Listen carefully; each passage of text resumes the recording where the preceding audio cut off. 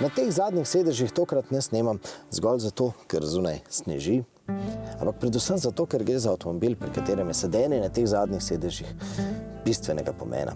Tudi zato, ker si lahko ta prostor tukaj zadaj še dodatno povečam, tako da si na elektriko pomaknem vozniški sedež bolj naprej, kar od tukaj zadaj.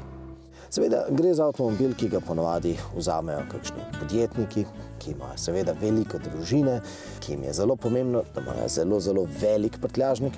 Predvsem pa je to avtomobil, s katerim se ti podjetniki ali pa ti družinski očetje zelo pogosto podajo na kakšno dolgo avtocestno vožnjo, recimo do Nemčije, Danske, Pariza.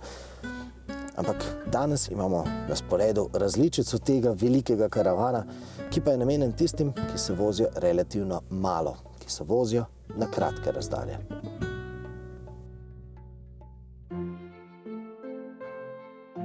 Morda smo vam sicer malce zbili pričakovanja, ampak s tem i-Vijem je praktično povsem enako kot z vsemi drugimi priključnimi hibridi.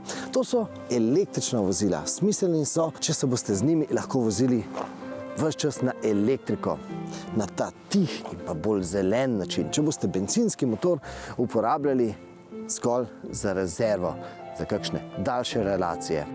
To v praksi pomeni, da lahko na dan prevozite, prodajalci vam bodo rekli 70 km, ampak mi smo bili v teh mrzlih zimskih dneh prav veseli, če smo lahko se na elektriko odpeljali 40 km stran. Seveda pa to hkrati pomeni, da takšen priključno hibridni superb na elektriko prevozi nekoliko več kot pa drugi konkurenčni priključni hibridi. Ampak ob tem je seveda ključnega pomena, da za razliko od polno električnih baterijskih avtomobilov v takšnem avtomobilu na merilnik zaloge energije gledaš bolj zaradi firbca, ne pa zato, ker bi te kaj skrbelo. Namreč, ko v takšnem avtu zmanjka elektrike, se preprosto pelješ naprej. V takšnem avtu se tudi z javnimi električnimi polnilnicami pravzaprav ne ukvarjate. Polnite, če je ravno prilika, če so ravno pri roki in da so prazne. Pa tudi kakšnega posebnega smisla pri takšnem polnjenju ni, kajti priključne hibridi imajo ponavadi majhne baterije in pa so primerni za počasno polnjenje. Seveda, zasnovani so zato tako, da jih polnite po noči, takrat, ko je poceni tok. In takrat vam je povsem vseeno, glede na to, da je majhna baterija, če se bo avto polnil počasi. S takšnim počasnim polnjenjem pa tudi ne boste obremenili vaše hišne električne napeljave. In predlagamo, da si umislite domačo električno polnilnico. Seveda, v hiši pa morate živeti. Če živite v stanovanjskem bloku, takšen avtomobil preprosto ni za vas. Ne zaupajte trgovcem, ki vam bodo rekli drugače. Je pa takšen hibridni superb prijeten tudi takrat, ko zmanjka elektrike. Takrat to postane prijeten, miren bencinec.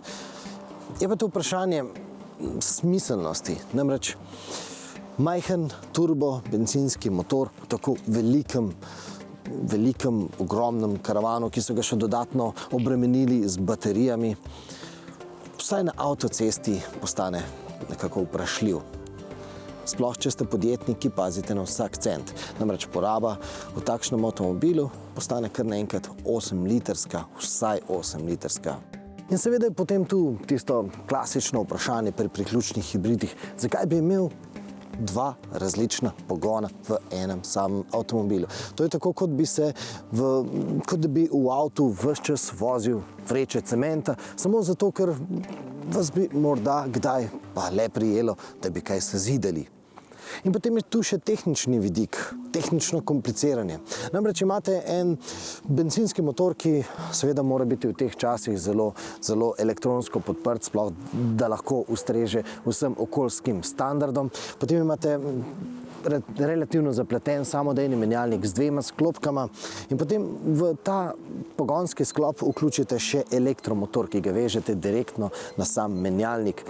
In seveda ta stvar lahko deluje samo ob pomoči kopice elektronike. Da gre vse skupaj za zelo tehnično kompliciranje, ni zraslo na našem zelniku. Da gre res za zelo zapleten sistem, nam je zaupal kar sam avtor tega hibridnega pogona. Ampak lahko pa vam pokažem zelo dober razlog, zakaj je takšno tehnično kompliciranje vendarle smiselno. Imenuje se Octavia RS iV. Če je pri takšnem Superbu iV bencinski motor, zgolj rezerva pa je pri Octavii RS iV vsaj enakovreden, če ne celo bolj pomemben element. Namreč tako imate lahko vse dnevne vožnje na elektriko, ko pa se cesta sprazne in postane ovinkasta, takrat pa pritisnete in začnete uživati. Namreč še noben električni avtomobil ne zna ponuditi takšnih vozniških užitkov kot pa takšen klasičen GTI.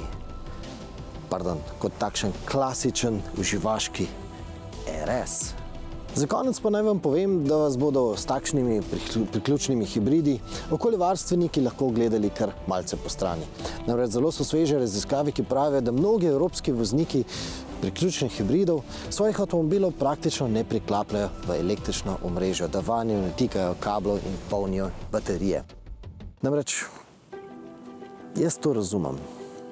Tudi v času tega testiranja tega Superba s hibridnim pogonom enkrat nisem vklopil kabla. Namreč domov sem seveda bil pozen in doma so me že čakali za mizo.